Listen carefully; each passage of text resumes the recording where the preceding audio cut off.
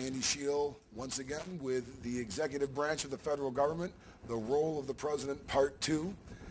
We did first, in the first installment of the executive branch, is kind of lay out the terms of office and requirements of the president, and made mention of the president as a national and world leader, but not necessarily the most powerful element of the government, which is really contrary to popular opinion by many.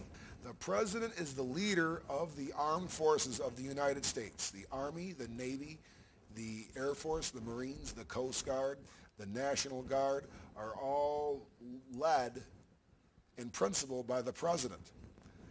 As leader of the armed forces, the president can give out executive orders, which are declarations of military action against other countries.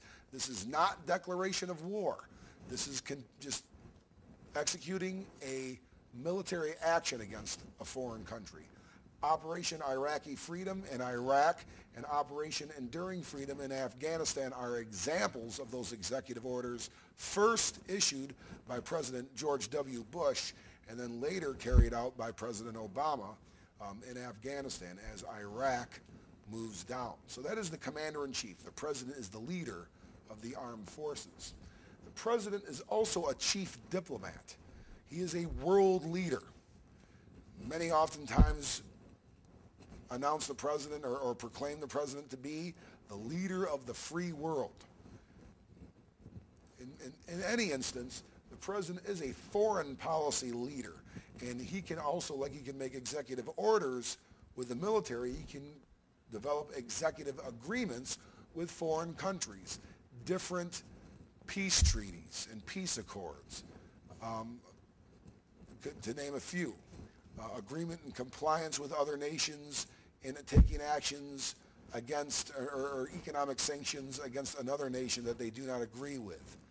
Creating alliances are part of these executive agreements, and the president carries out as the foreign policy leader and the person that sets foreign policy as the chief diplomat of the United States. Next is the legislative leader role of the presidency.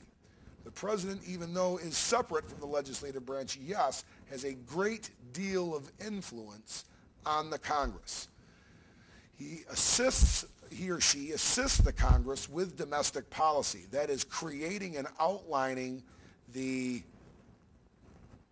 progress of the nation and the government influence on the nation as a whole. Programs that would work, funding for these programs. Another very good example of this is the No Child Left Behind Act that President Bush helped develop through Congress, outlining reform and the betterment of the public education system in the United States. The State of the Union address is the great public example of the president using their legislative leading capabilities.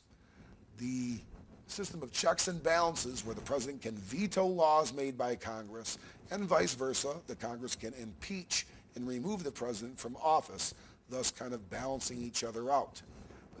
But the president is a leader in Congress and will help with domestic policy and will obviously address the Congress many times, but most publicly during the State of the Union address. The president is also a judicial leader. The president is responsible for choosing Supreme Court justices.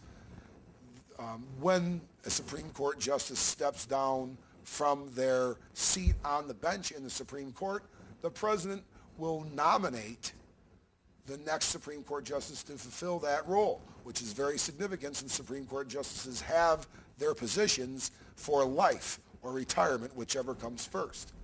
Presidential pardons are a way that the president checks and balances away from the judicial branch. If somebody is found guilty of a crime and sentenced, the president can pardon them from their sentence, thus making them free once again.